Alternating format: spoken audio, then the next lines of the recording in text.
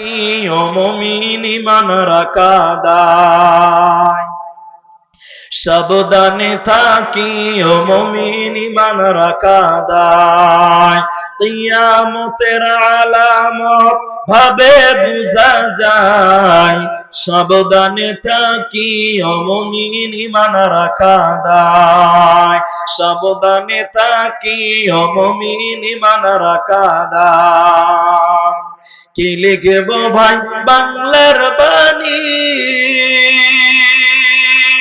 লিখতে জোরে চোখের পানি।